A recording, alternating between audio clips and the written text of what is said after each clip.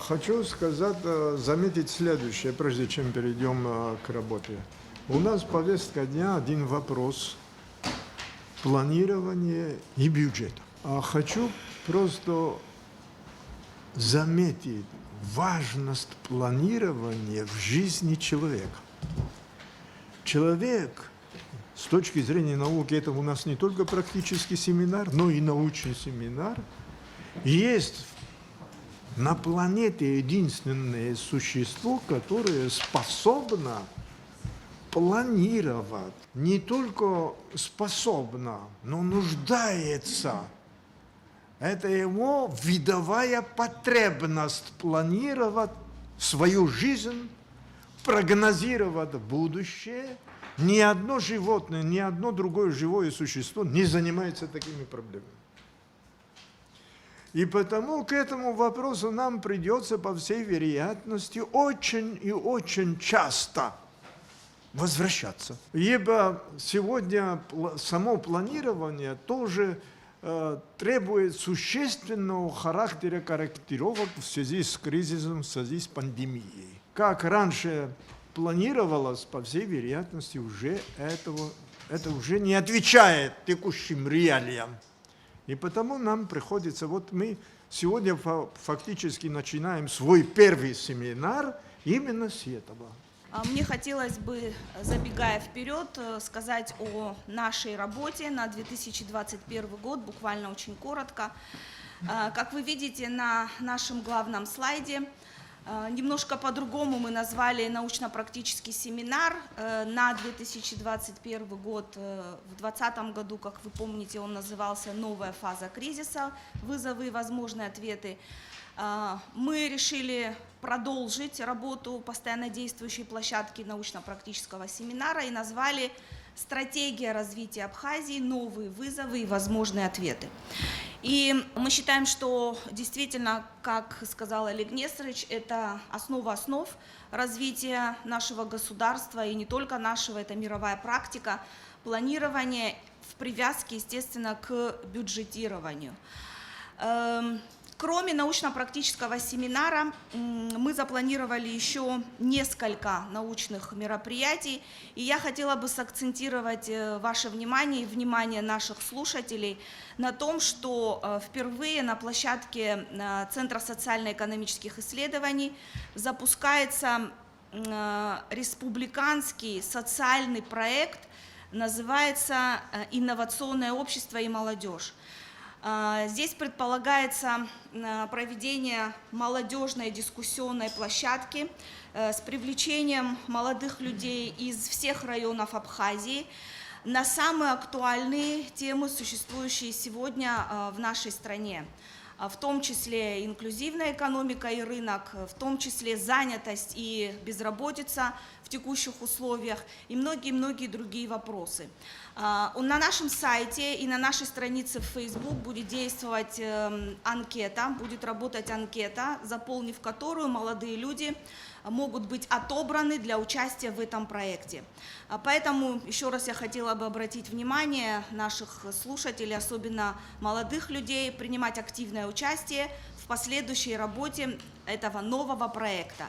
И особо приятно нам то, что координатором этого проекта будет Лана Агрба. Это и ее идея отчасти, это та рекомендация, которую она озвучила на подведении наших итогов на нашей предыдущей встрече.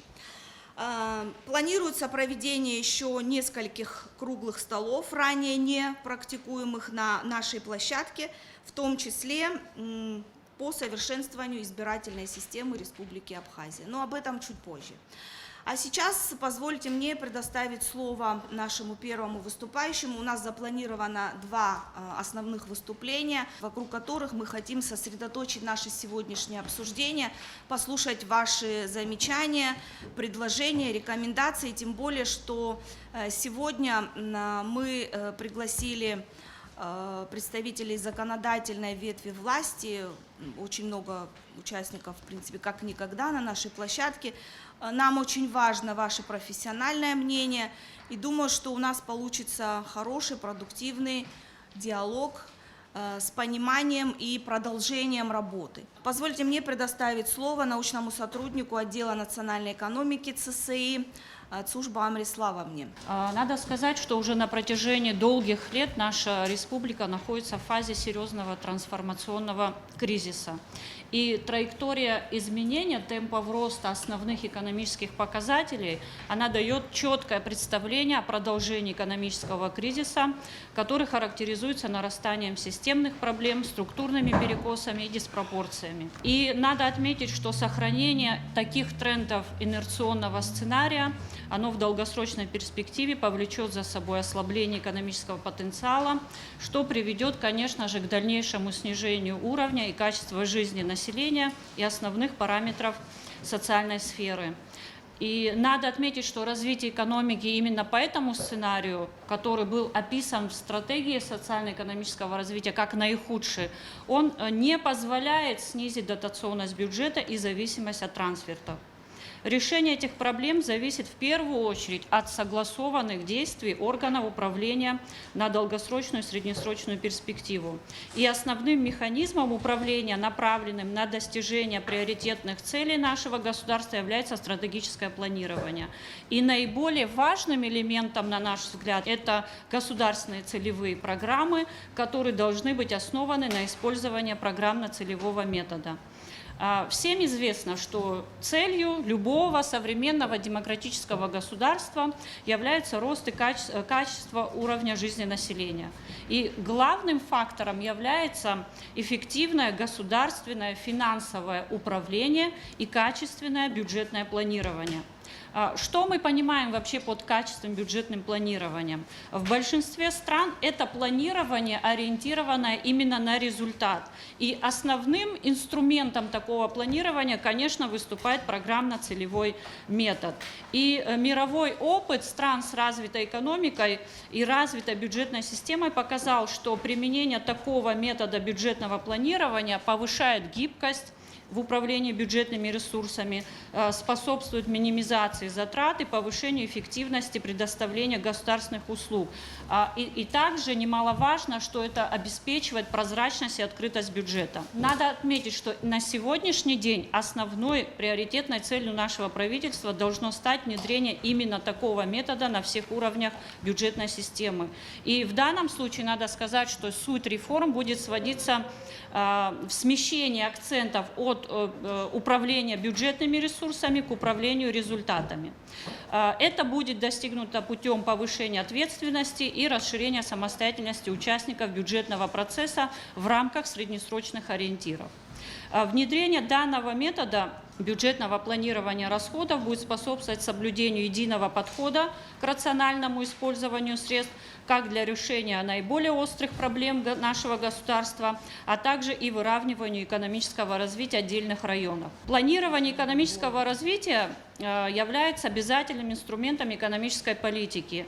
И нормативно необходимость этого была закреплена еще в 2000 году в Законе о государственном прогнозировании и программах социально-экономического развития. Сегодня для разработки программы, на наш взгляд, не существует ни правовых, ни организационных, ни каких-то научно-методических препятствий. И только такой метод планирования, программно-целевой метод планирования, он позволит направить работу исполнительной власти на достижение конкретных целевых показателей развития экономики, что позволит в дальнейшем объективно оценить их деятельность. В стратегии, которая была утверждена в 2016 году, мы предложили такой вариант развития самой стратегии, в продолжение стратегии, то есть государственную среднесрочную программу, которая разбита на две составляющие. Первая составляющая – это программы развития социально-инновационного комплекса. Вы можете увидеть, они включают, конечно же, это программы развития образования, здравоохранения, культуры, демографического развития. Там мы указали программу противодействия коррупции и теневой экономики. И вторая составляющая – это программы развития экономики. В первую очередь это антикризисная программа развития ПК. программа развития энергетики, туристско-рекреационного комплекса, ну и вы можете остальные видеть на слайде.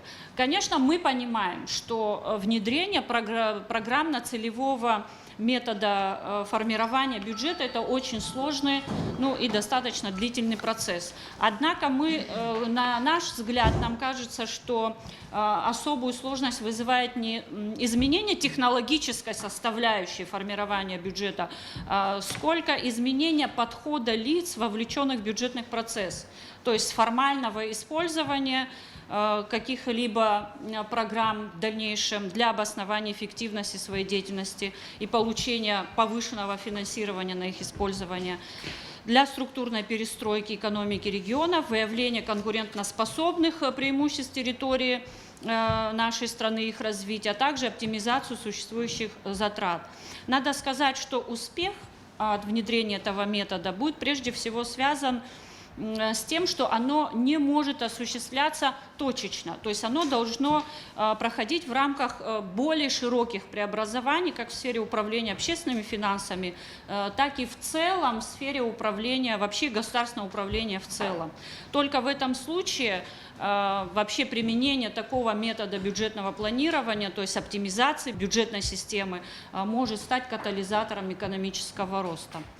К сожалению, год назад сложно было представить, что Абхазия будет жить без утвержденного бюджета почти первый квартал 2021 года.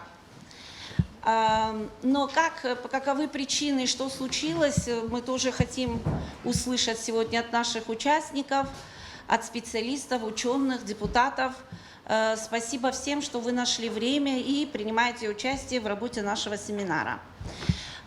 Тезисно я хочу кратко пройтись по этапам и результатам наших научно-аналитических исследований по бюджету. Начали мы с 2012 года, когда приступили к написанию книги. Потом более глубоко, детально вопросы бюджета мы анализировали при разработке стратегии в 2015 году. Но развернутый, очень такой подробный, комплексный анализ мы сделали после того, в 2019 году, в декабре, когда к нам обратились часть депутатов, и эта работа была опубликована. Мы там очень подробно проанализировали и динамику, и структуру доходов, расходов.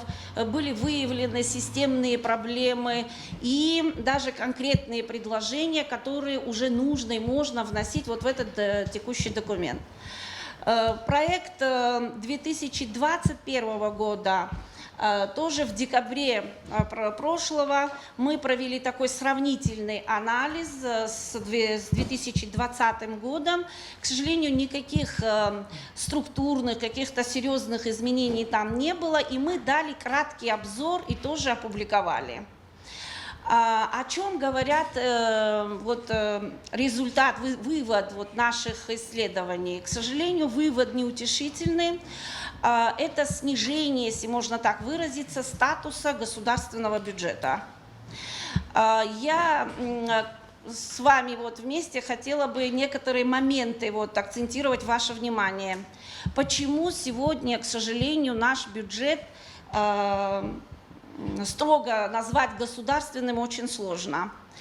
Если это государственный бюджет, он должен быть направлен на развитие нашего государства, на развитие национальной экономики, на повышение уровня жизни, качества жизни наших граждан.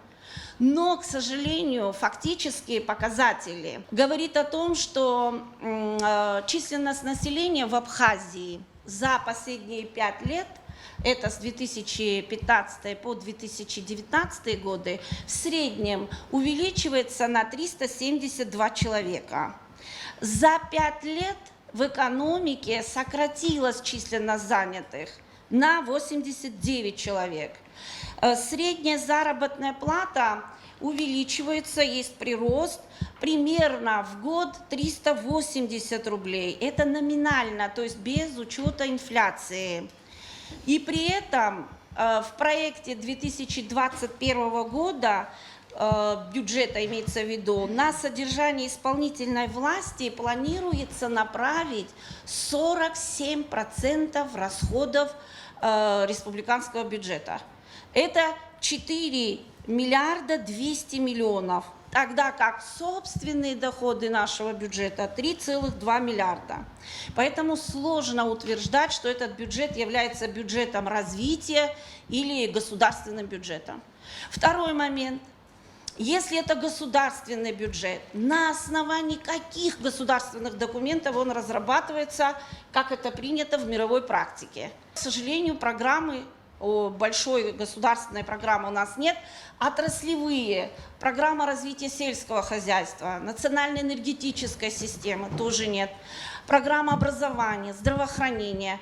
У нас единственный легитимный документ, на основании которого разрабатывается часть, скажем, это 4-я часть его бюджета, это индикативная программа трехлетняя, которая утверждается, инвестиционная, да, которая утверждается на межправкомиссии. И третий момент, если это государственный бюджет, его же должны разрабатывать государственные служащие при всем уважении и к профессии, и компетенции тех, кто сегодня этим занимается. С точки зрения права, являются ли они государственными служащими? К сожалению, нет, потому что у нас не принят закон о государственной службе, который, кстати, давно находится в парламенте. Ну и в завершении, непринятие бюджета в срок, да, и в любом другом государстве правовом сразу за этим следуют какие-то последствия. Организационные, экономические, политические, кадровые. В нашем случае их отсутствие как раз, к сожалению, опять подтверждает вот этот процесс снижения статуса, не хочется говорить вот эту фразу, обнуления. И, конечно, чтобы восстановить вот этот статус, нам нужно в основу, как в предыдущем докладе было отмечено, в основу антикризисной экономической политики заложить программно-целевой метод. И только в такой последовательности планирования, программа, бюджет. Вот тогда этот бюджет станет действительно государственным.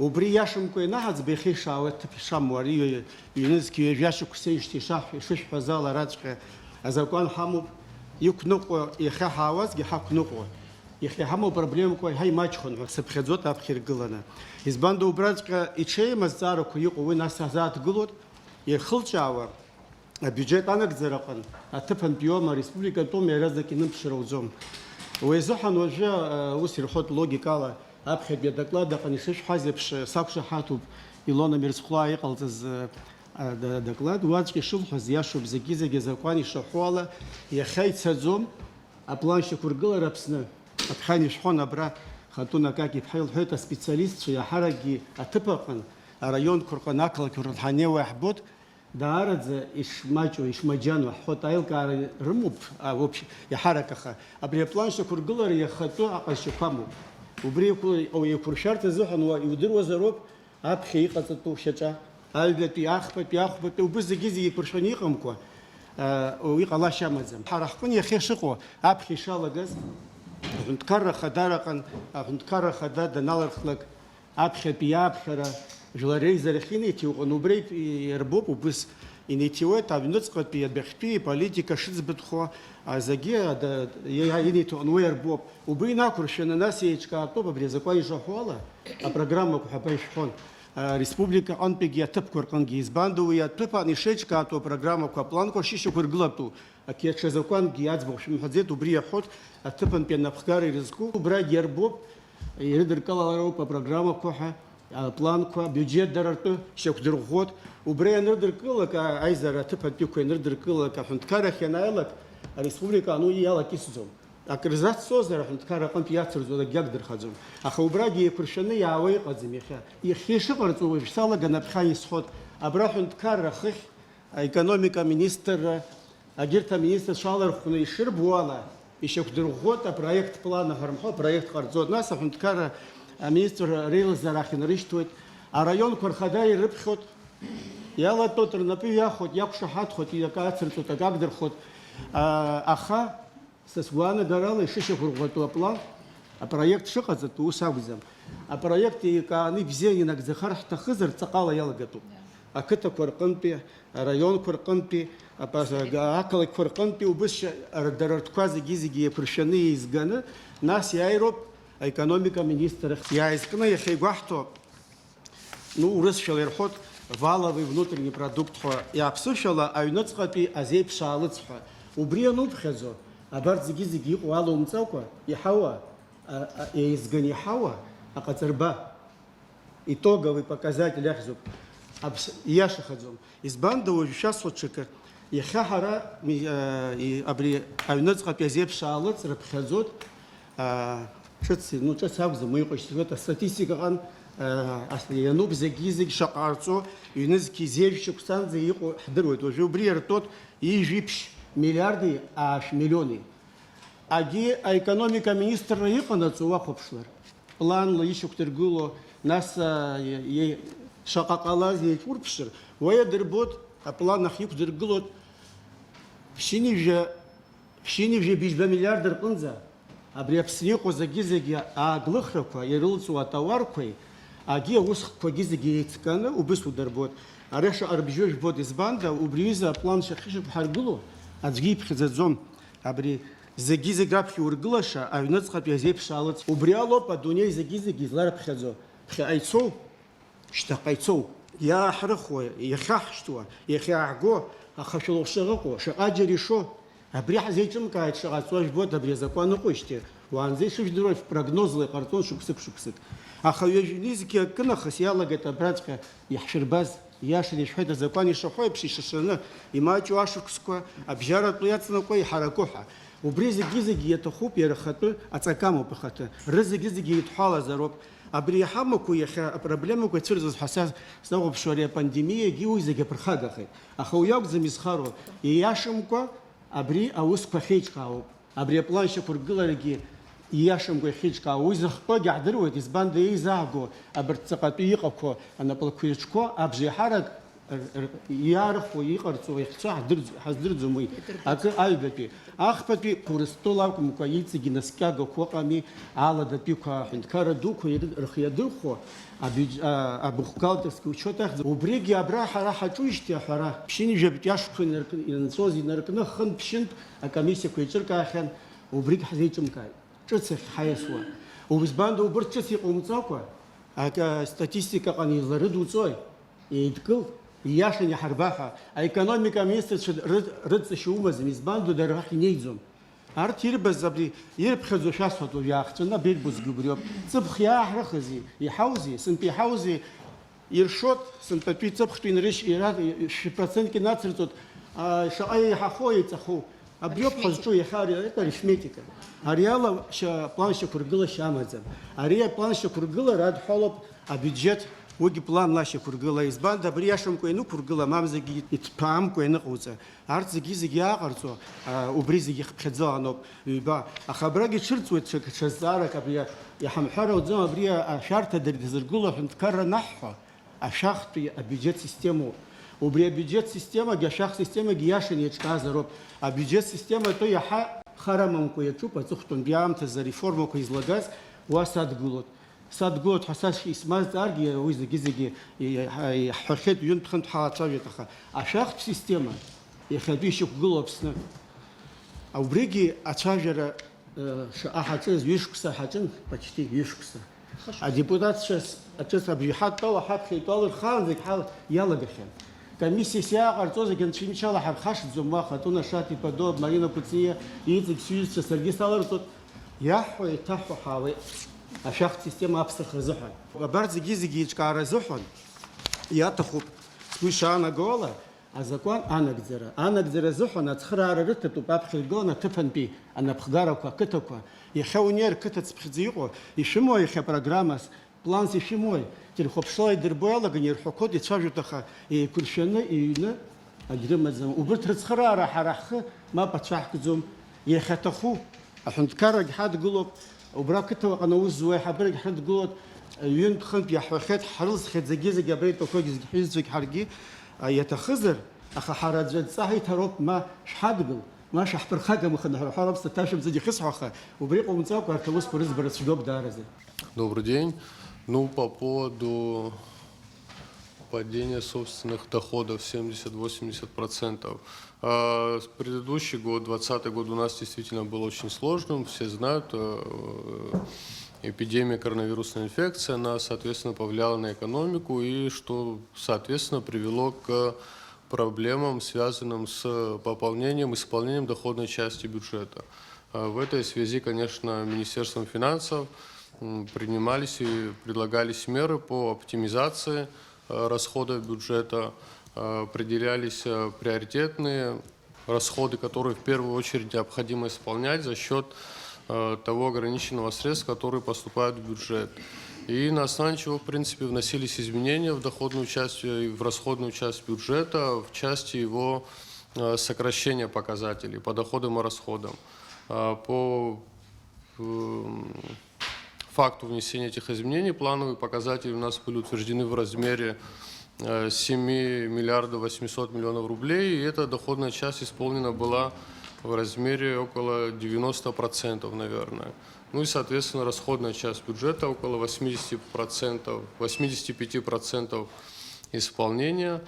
В принципе, о бюджете 2020 года можно сказать, что расходные обязательства, связанные именно с социальной сферой, это заработная плата, выдача пенсий и пособий, она более или менее в полном объеме была реализована.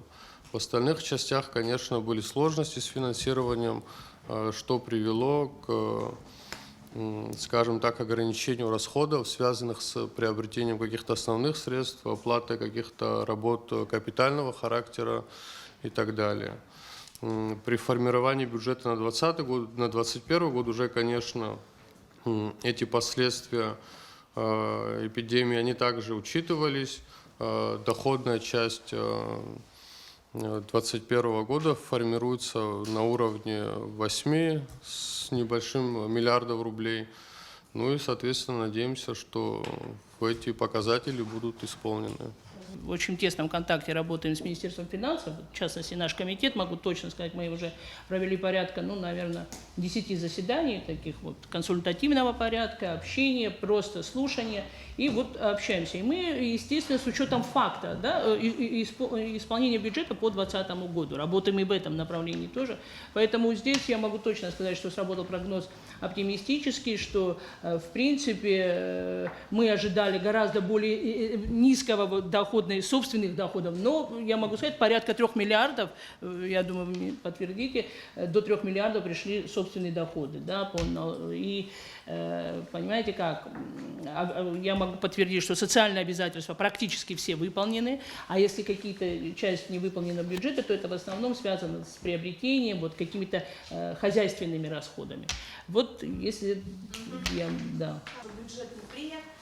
Вот буквально тезисно охарактеризуйте, пожалуйста, почему такая ситуация происходит и с чем это связано, и в ближайшем будет ли на комитете или на парламенте. Вот сейчас я вам так вкратце я очень прошу освещу ситуацию, что происходит. Да, буквально даже может и меньше, но в плане, если у вас возникнут вопросы, я могу на них отвечать.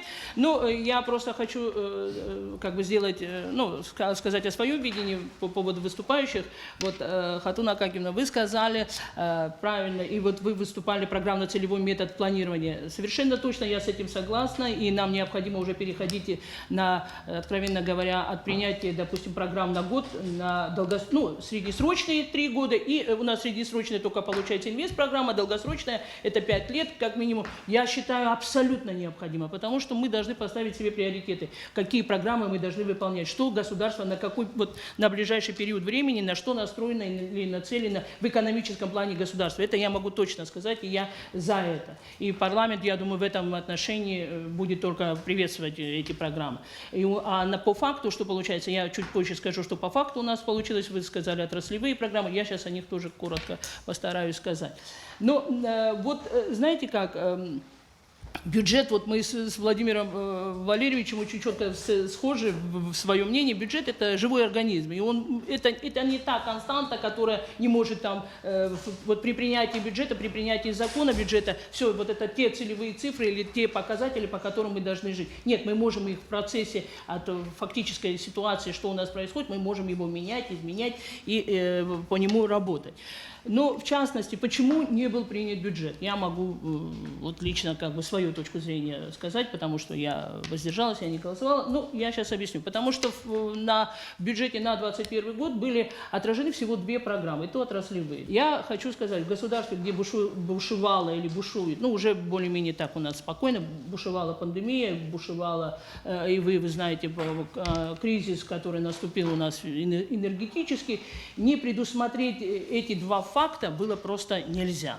По факту того, что мы видели расходов, связанных с пандемией той же, да, расходы на Минздрав, это порядка 40 миллионов, это те нереальные суммы, это то есть это не отражали необходимые потребности нашего государства по легализации пандемии. Да, на что парламент сказал, сделал свое четкое такое замечание. И основные 2 программы, по которым парламент вот очень четко давал, это, конечно, энергетический. И я лично высказывала свою точку зрения по несогласию с программой по поддержанию малого и среднего предпринимательства по субсидированной процентной ставке. В государстве, но вы вот здесь сидите, экономисты, я думаю, посчитать не очень сложно. Если мы планируем 50 миллионов субсидировать процентную ставку, то кредитов надо будет выдать порядка на полмиллиарда. То есть порядка 400 с чем-то миллионов. Ну, я округлю до 500 миллионов. В принципе, что и вылилось на сессии в то, что бюджет не принят. Но могу сейчас сказать, по итогу нашей консультации, буквально вчера закончилось последнее, так сказать, как мы говорят, китайское предупреждение, у нас как бы последнее китайское заседание было, непринятие бюджета должно влечь за собой какие-то последствия. Если 2-й раз он будет не принят, я могу сказать, что согласно закону, буду только опираться на статьи закона, если будет не принят, то это приостановление субсидирования, то есть это межбюджетных трансфертов. Это станет, просто мы застопорим всю работу. Я думаю, что мои коллеги, присутствующие здесь, и вообще парламент, это очень четко должен понимать. При всем, допустим, я сейчас не беру, если даже брать политический аспект, здесь в данном конкретном случае не должна работать политическая ситуация, потому что это вообще, ну, в этом случае, ну, как вам сказать, нельзя, это такая непозволительная роскошь в нашем государстве, поэтому я считаю, что бюджет будет принят, мне так кажется. Хочу сказать вот что, немножечко теорию вспомнить менеджмента. Дело в том, что наше государство, как и любые другие социально-экономические системы, оно, безусловно, невозможно без научно обоснованного управления. Вот научно обоснованно на самом деле, потому что мы, к сожалению, в нашей стране уже давно размежевались с наукой. Хотя часто слушаем доклады, не, так сказать, вот сегодня уважительно отнеслись к приглашению, пришли на заседание вот такое интересное, выслушаем, но ВУЗы ныне там. И вот основные проблемы, вот этот закон, я держу, я вчера его распечатала, я очень часто с ним имею дело, потому что преподаю менеджмент и функции менеджмента. Одна из основных функций менеджмента на всех уровнях управления – это функция планирования. И вот эта функция планирования, которая определена у нас на законодательном уровне, и спасибо тому парламенту и Зауру Ивановичу, который этот закон принял. Но, как и многие законы, есть такое выражение, он не работает. Он не работает. И в самом деле, какие проблемы, приводящие к тому, что он не работает? Первая проблема – это отсутствие ответственности и прописанной ответственности, или же невыполнение функций другими элементами системы управляющей, которая в нашей стране есть. Это же различные иерархии, это и отраслевые системы управления, и мы говорим, у нас 3 ветви власти: судебная, законодательная, исполнительная. Это тоже управляющая подсистема, не работающая в полную меру. Это первая проблема, это отсутствие ответственности за то, что этот закон не работает. Например, здесь прописано: порядок разработки концепции социально-экономического развития определяется Кабинетом министров. Есть такой порядок? Его нет. С 2000 года, хотя в течение 6 месяцев здесь было определено, что в течение 6 месяцев этот порядок должен был быть разработан. Он не был разработан в течение 6, не только 6 месяцев, но с 2000 года 20 лет прошло. Этого порядка нет. И вот по истечении 6 месяцев никто не понес ответственности, и по истечению 20 лет тоже никто не понес ответственности. Далее просто пройтись по этому. Мы говорим, новые нужно принять какие-то законы и так далее. Мы не заставили работать те законы, которые приняты, которые есть. Вот давайте попробуем заставить их работать и посмотрим, что из этого получится. Вторая проблема, которая, я считаю, тяжелым грузом лежит на том, что она тормозит развитие в связи с тем, что нет планирования, это отсутствие преемственности власти. В данном случае речь идет о концепции социально-экономического развития. То есть это же труд научный. Это не политизированный документ. Это документ-ориентир, который должен лечь в основу работы власти сегодняшней. Это же принят Кабинетом министров. Более того, над этим документом работало научное сообщество. И очень серьезно, скрупулезно и достаточно обоснованно. Я хочу сказать, что в 1995 году Олег Багратович Шамба создал документ, программу, да, Заур Иванович, социальной экономики до 2010 года. Потом, когда пришел к власти Багапш, Барателли работал, концепция тоже была принята. То есть документы, которые могли бы лечь в основу послания президента, когда он первый раз пришел. Допустим, у него своей нету, но она есть. Она отработана научным сообществом. Вот. Далее президент, следующее, когда он приходит уже через год, будет, значит, это вот первое, после вступления в должность, там требуется концепция социальной экономии. Она есть. Можно же на нее опереться, тем более. Кроме того, когда, значит, здесь говорится, ну, опять же, порядок разработки программ лежит на Кабинете министров, нету. Вот эти две основные проблемы, которые, так сказать, не дают возможности научно обоснованно функционировать управляющей системе в нашей стране. Она должна быть сквозная, независимо от того, кто приходит и кто уходит. У нас из 3 ветвей власти 2 это ключевые – парламент и исполнительная власть. Парламент не может спросить у исполнительной власти, почему нет программы. Или мы по такому принципу: есть программа, есть проблемы, нет программы, нет проблемы. Так что ли? Мы что, по лагерному закону живем в Абхазии? Ну, на этот вопрос мы должны обществу ответить, мои дорогие. В последующее время была создана концепция при Сергее Васильевиче Багапш.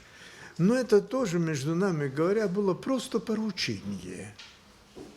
Сергей Васильевич поручил, там взяли молодой парень, грамотный, очень перспективный, Беслан Барателя, взяли его в аппарат, чтобы он имел какой-то фронт работы. Вот он экономист хороший, верно?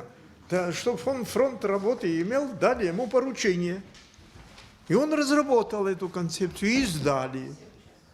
Но между нами говоря, вы здесь, экономисты, сидите, не мне вам объяснят, что ни первая работа, ни вторая работа не были реализуемы. Да, в тех наших условиях их реализовать было невозможно. Ну, частично можно было что-то? Да, конечно, но их опыт вообще оказался совершенно не востребованным, не использованным. Потом вот в 2015 году, когда власть поменялась у нас и так далее, к нам обратился премьер-министр Бутва. Обратился, я вам должен сказать, при всей там разных разговорах и прочих, он достаточно грамотно подошел к разговору. Говорит: я заключаю с вами договор а вы мне разработайте стратегическую программу развития нашего общества.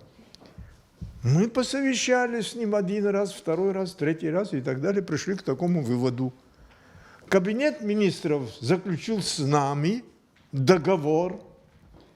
По договору мы обязывались организовать группу специалистов не только из Абхазии, но и из России тоже, для того, чтобы разработать программу, которая освещает все стороны жизни нашего общества. Там, значит, мы, естественно, тогда изучали, не просто из пальцев высасывали, мы изучали опыт других стран, мы изучали опыт субъектов Российской Федерации, мы изучали опыт, естественно, самой России, как стратегического партнера и так далее. Мы, когда создавали это, мы не просто специалисты с одной стороны сидели и разрабатывали какой-то документ для того, чтобы чиновники исполняли, вам это исполнять. По существу этот документ, стратегия разработана вместе с государственными служащими. Все министры, министерства, ведомства, администрации районов и городов и так далее, все были задействованы. Ибо этот документ не исполнитель, то есть не ученый специалист реализовывает. В конечном итоге это реализовывают практики политики, руководители, организаторы. И потому мы, кстати, требовали, просили, умоляли, многие это сделали, некоторые не пошли на это дело. То есть, например, скажем, вот Министерство образования. Как Министерство образования, руководство Министерства образования видит развитие этой отрасли? Они нам должны были краткую справку составить. Не просто, чтобы мы не сочиняли. Они же лучше, чем мы, знают практику образования. То же самое мы делали относительно всех ведомств. Более того, мы определили приоритетные направления при планировании, сегодня тоже об этом речь шла здесь у нас, при планировании развития общества в первую очередь должны быть определены приоритетные направления и вспомогательные отрасли. Ведь Абхазия это не самое типичное государство. Абхазия исторически сложившаяся со своей спецификой. Она была аграрной, она остается аграрной. Все это было учтено. И причем, что хочу сказать, по договору, мы работали в соответствии с договором, значит, по договору каждый этап подвергался презентации, апробации, оценки, анализу и оценки со стороны других. А когда мы эту работу закончили, мы устроили мероприятие на 4-м этаже в переполненном зале. Значит, присутствовала большая делегация специалистов, ученых, не только экономистов, и социологов, и других, во главе с Глазьевым. И впредь, чтобы это вы имели в виду, если на самом-то деле так по заданию вы собираетесь разработать какой-то проект программы, имейте в виду, с сельчанином тоже надо согласовывать этот проект, ибо в конечном итоге сельчанин будет работать. За него вы работать не будете, он должен знать. Раньше в советское время, в первые годы советской власти, советские чиновники приходили в село. Люди не знали, что такое колхоз. Им надо было объяснить. Ликбези устраивали, людей учили. И сегодня тоже нам надо учиться и учиться и учиться. Потому что рыночную экономику мы не знаем. Мы также не знаем эту демократию. Мы не знаем той модели, по которой мы должны развиваться. Мы по существу, не поймите меня по-другому, ничего не знаем. А находимся в речке, плаваем. Вот в такой ситуации оказались. Я не собираюсь во всем этом деле винить каких-то угодных или неугодных мне лиц. Но ситуация, она такая, она достаточно сложная, не только у нас и в мире, а тем более у нас. Нас мало, потенциала еще меньше. И вот здесь с Лили сейчас говорили, нам еще повезло. У нас сохранился советский опыт, а у молодых людей этого опыта тоже нет. И они болтаются на воздухе, они решимы. Значит, они думают, что они все знают, потому что вот эта штука у них есть. На сегодняшний день вот здесь как раз все участники отметили, что одна из проблем устройства государства – это, естественно, отсутствие институционального подхода к социально-экономическому прогнозированию и планированию. Хотя мы все знаем прекрасно, что у нас, вот о чем вы говорили, принят закон о государственном прогнозировании, планировании, социально-экономическом развитии. Но, опять же, это все как бы принято, но не работает. Знаете как, это как вот в любом государстве, скажем, развитом и в любой частной компании, допустим, если всегда каждый руководитель ставит цели, правильно, цели. И конкретное предприятие знает, к чему двигается. Там есть конкретные шаги и выполнение поставленных задач. Вот то, что мы сейчас о чем говорим, еще вот хочу подчеркнуть тому, что о чем я говорил, что касаемо местных органов самоуправления. Естественно, там тоже не только на республиканском уровне должны быть подобные программы, они должны быть и на административно-территориальных единицах, и учитываться особенная специфика каждого района тоже. И в целом это должно выражаться. Если сказать честно, конечно, работа проводится, но исполнение, опять же, вот всех, то, о чем вы говорили, хромает. Тем не менее, у нас нет вот концепции долгосрочной программы, среднесрочной.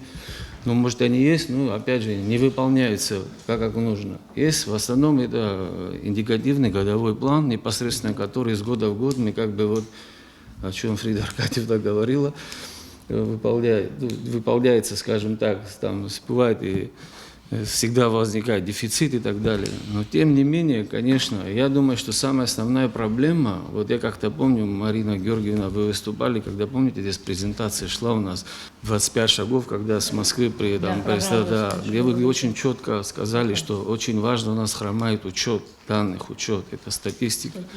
И самое главное, это тоже должно нести, за это, если она неверная, за это тоже надо нести ответственность, за нарушение, да, которое тоже отсутствует. Поэтому порой у нас она есть, да, вот здесь большая часть, которая в советское время поработали, я думаю, что, ну, те, кто проработал, знают, что в те годы учет он имел очень такой, скажем, был на высоком уровне поставлен, вот касаемо даже от сел, поселков, каждый знал там, сколько земель сельскохозяйственных, сколько там скота, подворья и так далее. Сегодня, знаете, как вот правильно вот здесь было отмечено, что порой даже, знаете, как вроде бы преемственность должна присутствовать там одной власти к другой, но так получается, что когда одни приходят, это все неверно, те приходят, те неверно. И вот этот учет как-то размывается у нас, ну, извините за такое выражение, если можно так сказать. Я просто могу сказать, на том уровне, когда я работал даже в администрации района, в определенных отделах, я тоже там видел такую тенденцию вообще. Как бы, знаете, там вот бывали специалисты, готовили общую базу для следующего, да, чтобы можно было ориентироваться. Но как-то потом эта база тоже куда-то пропадала, непонятно было. Да, я думаю, что должно быть за исполнением, да, вот этих программ и долгосрочной, среднесрочной там, и краткосрочной должно быть четкое исполнение. Если руководитель, который является ответственным за эти программы, и принята эта программа, да, она должна быть, правильно сказали, научно обоснованных, правильно эти программы должны быть. И вот должен человек нести ответственность. Пока этого не будет, результата вот мы будем еще раз собираться, у нас все время, ну, будем, конечно, двигаться как-то вперед, но реальных таких изменений в экономическом плане мы их не увидим. Я всегда, когда готовлюсь к анализу бюджета, я всегда стараюсь опираться на заключение контрольной палаты, законов, необходимых для разработки бюджета, какие цифры ложатся в основу разработки и планирования бюджета. И там прозвучала такая фраза, вот я просто вам как раз-таки, я хотела бы это отметить, где мы делали упор на закон о прогнозировании индикативном плане, что он должен ложиться в основу, и он представляется с бюджетом, на что мне сказали, исполнительная власть ответила так, что он носит рекомендательный характер. Понимаете? То есть, да, вы можете, это цифры, которые носят рекомендательные, но он не носит силу закона. Вы понимаете? Вот, и он не обязателен к исполнению.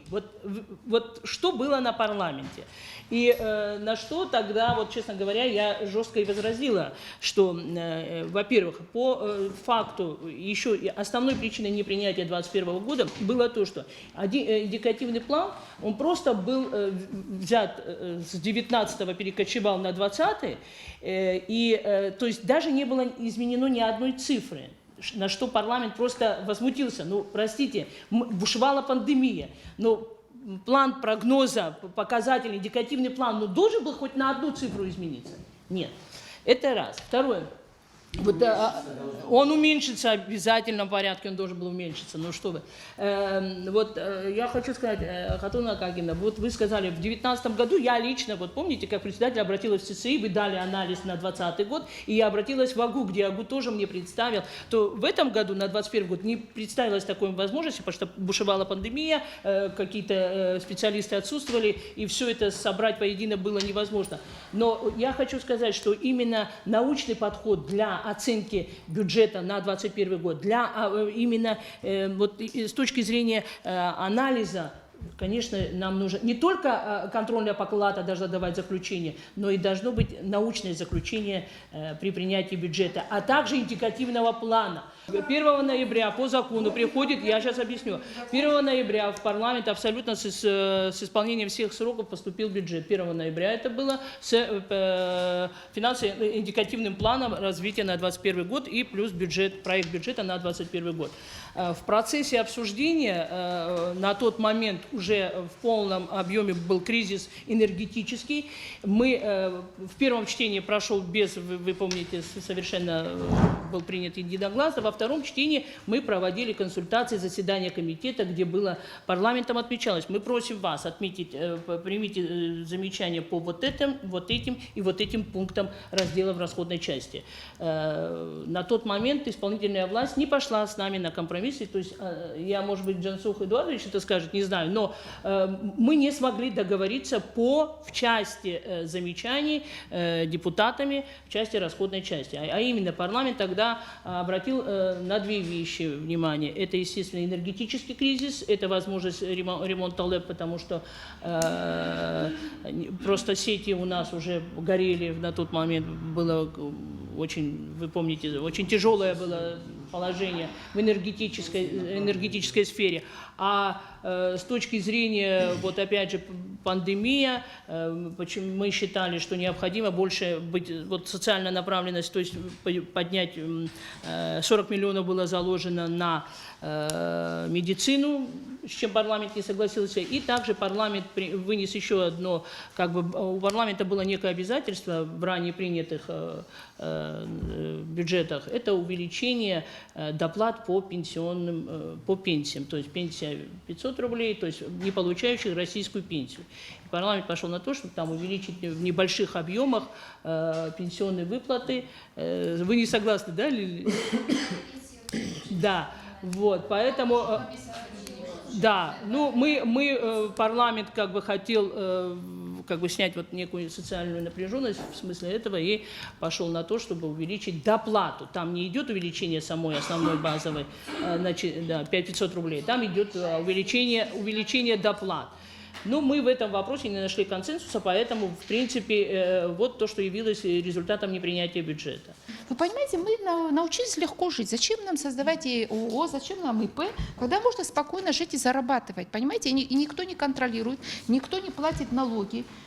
Те, кто занимаются сегодня, ну, всем известно, майнингом, они себе припеваючи живут. Вы понимаете, я вот проводила исследования, слушай, люди живут хорошо, машины меняют, дома строят. В государстве поступлений нет. Мы работаем, я работаю уже на протяжении 98-го года, занимаюсь предпринимательством, я плачу постоянно налоги. Я даже в эпоху вот пандемии я работала, постоянно платила налоги. Но основная масса не платит налоги, вы понимаете? И никто, вот я не знаю, в бюджете заложено на развитие малого бизнеса, на развитие среднего бизнеса, заложены средства? 50 миллионов это же... Нет, а как мы жить будем, если сельское хозяйство мы не думаем развивать? Для сельского хозяйства там мизер предусмотрен, а сельским хозяйством занимаются международные организации. Вот они проекты запускают. Я знаю, что у нас, слава богу, клубникой засыпали, голубикой нас засыпали. Они лучше работают. Я о чем хочу сказать. Мы формируем бюджет, но мы должны спланировать, за счет чего мы будем формировать бюджет. У нас нет плана развития, вы понимаете? Вот о чем я хочу сказать. У нас нашлись чиновники, которые говорят, что животноводство в условиях Абхазии невыгодно. Вы можете себе представить?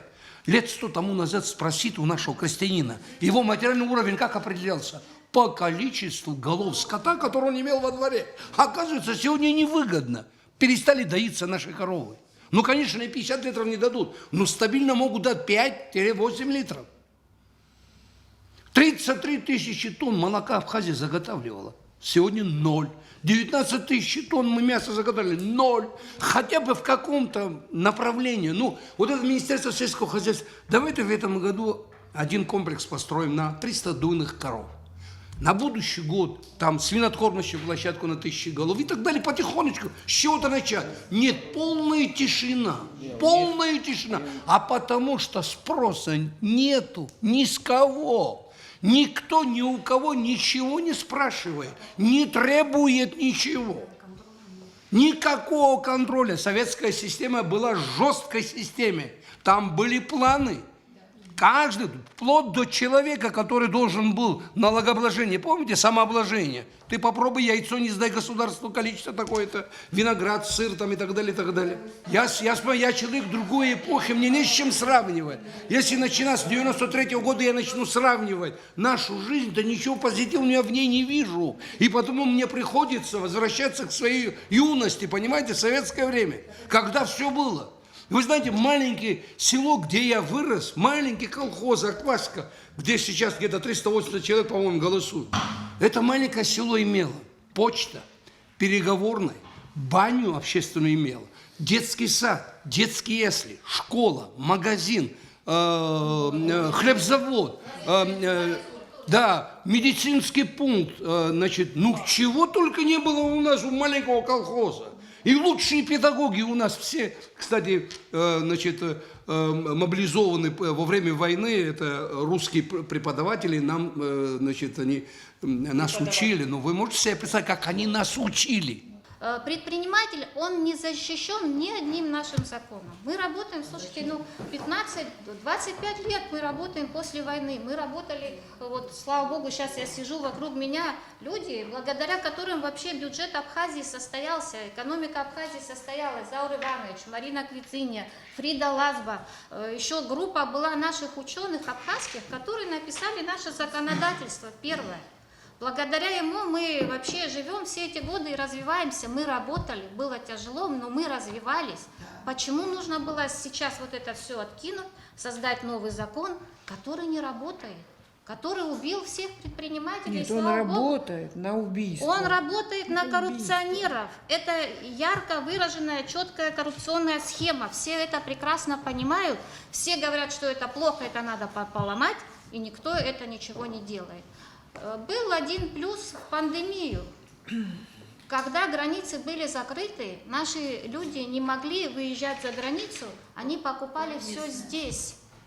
Вот эти люди, которые вот этот закон продвинули и которые его приняли, они должны же были прогнозировать, что жители Абхазии, они могут, если им цены здесь становятся высокие из НДС, они спокойно едут в Сочи или едут в запад, туда, в ту сторону, и они покупают товары не здесь. Поэтому у нас все рушится. Какого местного предпринимателя мы развили этим законом? Мы кричали, что это поддержка местного отечественного производства. Какое производство мы развили? 6-й год идет действие этого закона. Кто-нибудь сделал анализ и прогноз вообще, какой положительный эффект от этого закона? Он что-нибудь дал государству? Он ничего не дал. Он разорил рабочие места. Вот я последние данные таможенного комитета, там импорт у нас 21 миллиард. Ну, сейчас я чуть-чуть, цифры такие. То есть по первой версии закона мы должны были бы получить 1 900 000 000 в бюджет. То есть если это платили бы все. Это вы имели в виду какую версию? Самая первая, которая Без до принятия льгот, до принятия изменений. Да, закон о налоге на добавленную стоимость. То есть мы должны были по первой версии получить 1 900 000 000. Но потом, когда стали вносить изменения, помните, первые... Сейчас смотришь, по факту получили 800 миллионов, ну, плюс-минус. Да. То есть получается, что плательщиком НДС является 35-40% импортеров. А за что? Вы сделали самый лучший закон. Во-первых, ни одного чиновника, который принял этот закон и его продвигал, его не осталось. Они все ушли, проблема у нас осталась. Послушайте, еле-еле балансируют предприятия, которые смешанные. Они частично освобождены, частично платят, они еще как-то барахтаются. Предприятия с узкой специализацией, стройматериалы. Вы посмотрите, у нас один за другим закрываются все магазины строительной группы. Все предприниматели, которые узкая специализация, ну я вообще не знаю, я работаю 15-20 лет, у меня собственный бизнес. Мы в такой ситуации не были никогда. Мы полгода, вот уже с октября месяца, у нас пустая база, пустая строительная площадка. Почему? Потому что все деньги, вытащенные из оборота, были оплачены в бюджет, мы не могли запастись товаром. И у нас полгода пустая площадка, и такое везде. А те, которые вот этот проектировать должны были, они просчитали, что вообще какое количество стройматериалов нам в республике нужно. Какое количество цемента нам нужно? Мы должны строиться, я занималась лесоматериалом, мы должны развиваться. У нас почти полгода во всей Абхазии, это не только у меня нету. Потому что там есть какие-то особенности, мы должны были заранее запастись к зиме.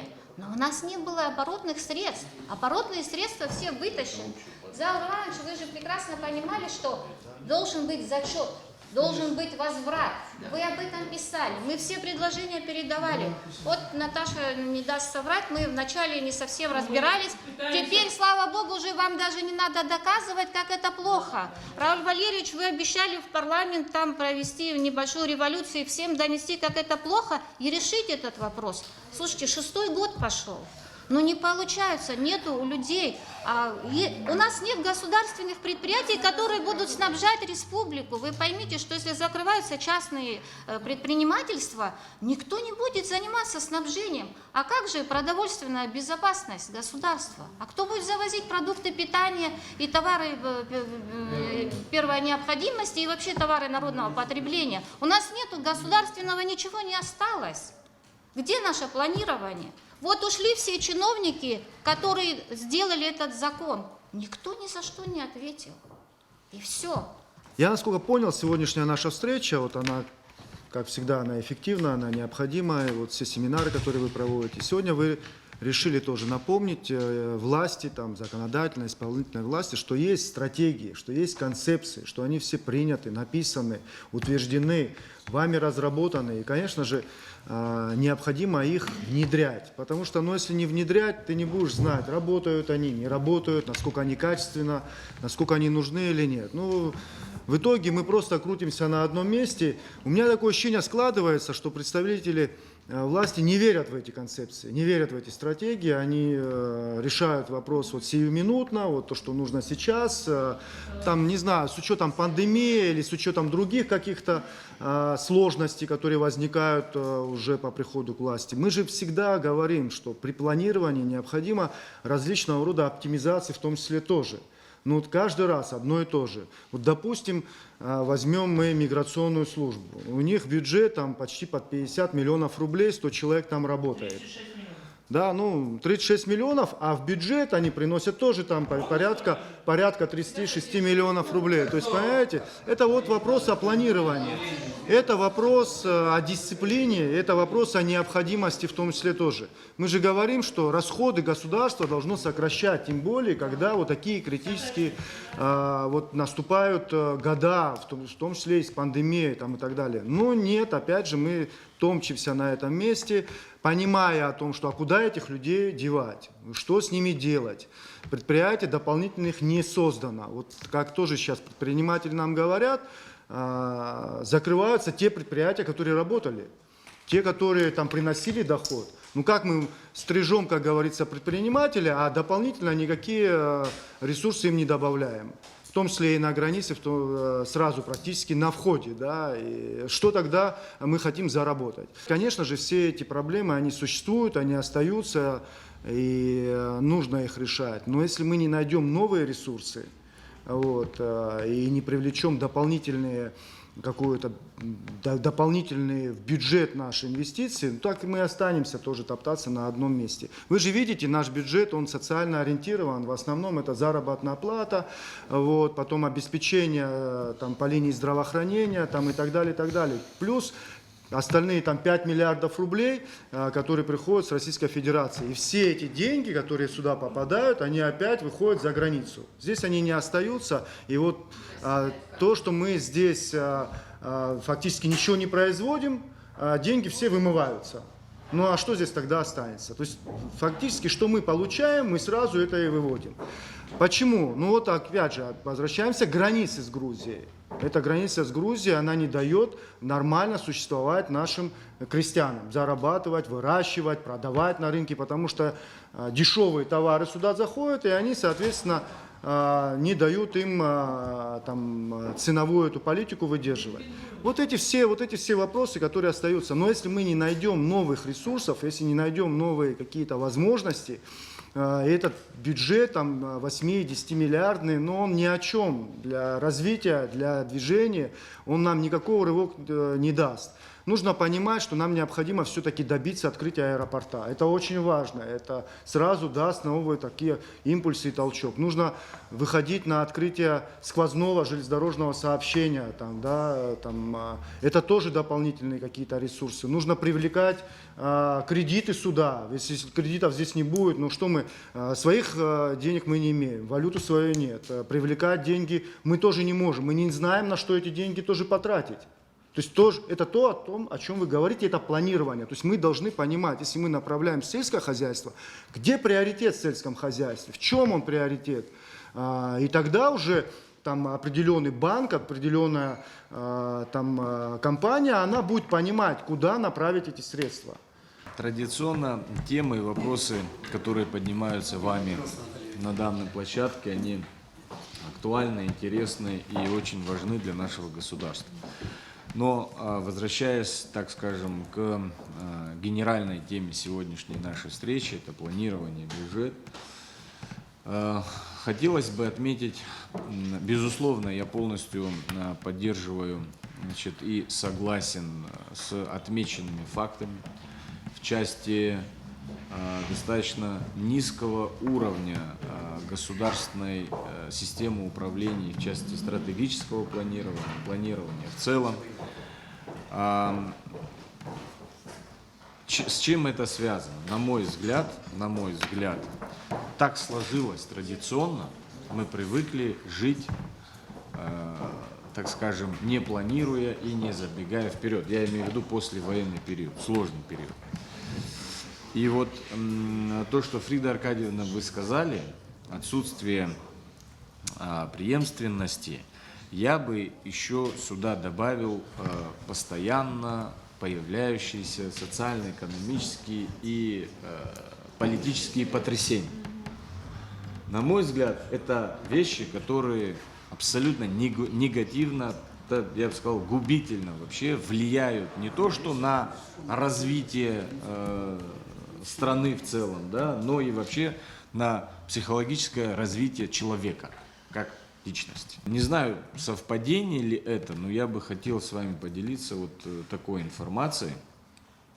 Буквально вчера президент собирал узкое совещание, на котором ставил главный вопрос.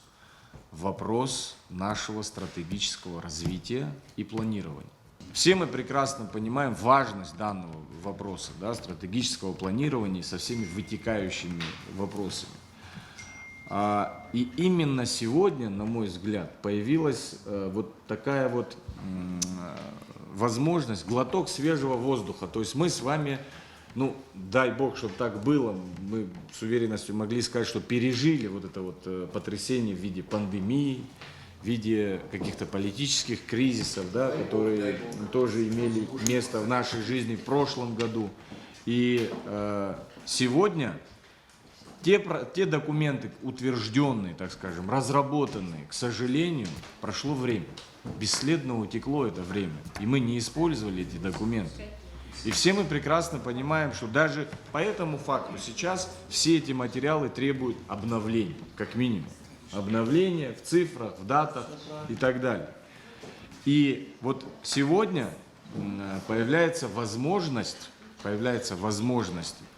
на базе тех уже ранее разработанных и принятых выйти, так скажем, к рассмотрению нового документа, концепции развития, в последующем стратегии развития, которая и ляжет в основу нашей социально-политической жизни на ближайшие 5-10 лет. Ведь мы же прекрасно понимаем, что если мы с вами обозначили, я сейчас условно, да, абстрагируюсь, обозначили условную цель увеличить государственный бюджет в 2 раза к 2030 году, да, условно опять, то это значит, что под эту цель мы с вами должны разработать соответствующие программы, вот двигаемся в этом направлении, но вся наша государственная машина должна работать на эту цель. И Министерство экономики, и все другие министерства и ведомства должны понимать, что вот это главная цель в нашем государстве. Мы все должны двигаться к этой цели. Что касается возможностей развития или реализация программ, если мы возвращаемся к стратегии развития, да, до 2025 года, это документы, требующие определенных источников финансирования. И об этом мы с вами тоже понимаем и должны говорить. Принимаемая программа, принимаемый документ должен лечь в основу бюджета. В первую очередь. У нас нет других источников внебюджетных, так скажем. Да? У нас нет доходов от добычи, так скажем, каких-то других ресурсов природных и так далее. Мы имеем то, что имеем. У нас есть наш бюджет, который, абсолютно я согласен с Какиной, что он не бюджет развития. Как бы нам ни хотелось, безусловно, это не бюджет развития. Это отражение той реальности, которую мы сегодня имеем. Которую мы, к сожалению, безусловно. Ведь посмотрите цифры. У нас собственных средств, собственных, так скажем, доходов половина нашего бюджета. И практически вся эта половина уходит, ну, вы это называете содержание госсектора, но если посмотреть, что это такое, да, исполнительная власть, это зарплаты бюджетников, учителей, врачей. Согласен, это следующее, что я хочу сказать. Речь идет, посмотрите соотношение, 30% государственного бюджета уходит на заработную плату. 30% государственного бюджета. Естественно, это те же самые цифры. Давайте посмотрим на систему образования, систему здравоохранения. Катастрофа. Катастрофа. Давайте посмотрим на бюджетные сметы этих медицинских или образовательных учреждений. 85, да? 90% заработная плата. Это вопросы, требующие глубоких реформ. И эти реформы могут быть не для всех, так скажем, приятны. Речь должна идти о том, что мы должны перейти, вот, совершенно верно, от простой траты денег к программно-целевому методу расходования.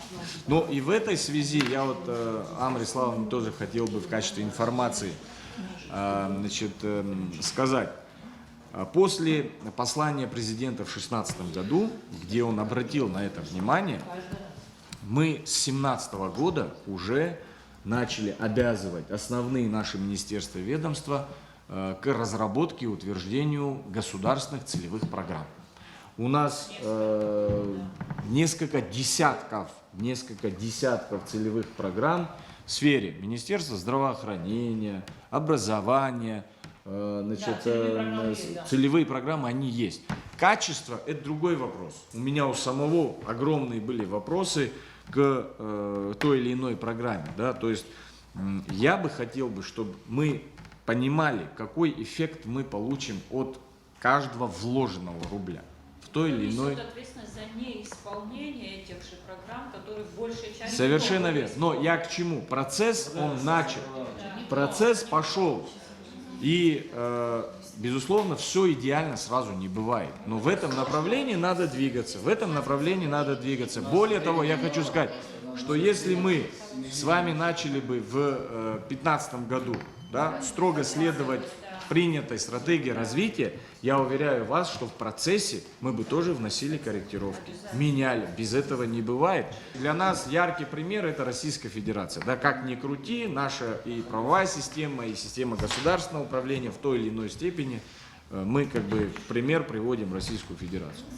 Там тоже утверждена программа, значит, развития до 25-го, сейчас они продлевают до 30-го года. И вот к этой программе, привязывается все остальное. И бюджет, и система государственного управления, все к достижению тех целевых параметров, которые закладываются в этом стратегическом документе. Из этого документа должны вытекать, соответственно, подпрограммы, уже государственные, отраслевые и так далее, и так далее. Ну, все это понятно. Я очень хочу надеяться, что вот этому вопросу в нашем государстве будет уделяться больше времени. И не только времени, а мы четко выстроим для себя механизм реализации принятых документов. Ну и, безусловно, все остальное, что вы сказали, в части невыполнения действующих норм закона. Вот когда мы говорим, что бюджет у нас все идет на заработную плату, позвольте вот здесь уточнить. 47% это содержание исполнительной власти, и там нет отраслей социальной сферы. Речь идет о том, что вот в этой, так скажем, классификации бюджетной, да, по которой у нас дробятся все наши расходы, сидит сумма более 1 миллиарда рублей. Это деньги Российской Федерации, направлены на софинансирование заработной платы. В начале года они закрепляются за Минфином. Когда год начинается, текущий, дальше производятся расчеты, и эти деньги раскидываются по местным бюджетам, по отраслям и так далее. Более миллиарда рублей там лежит, это зарплата бюджетников. Я вот здесь согласна, я подтверждаю. Ну, просто надо цифры посмотреть, что это за цифры. Сегодня состоялся хороший, полезный разговор. К этим вопросам, естественно, мы будем возвращаться. Я думаю, что этот формат нашей работы, он нужен, независимо от того, что наш бюджет ни копейки не тратит на нас.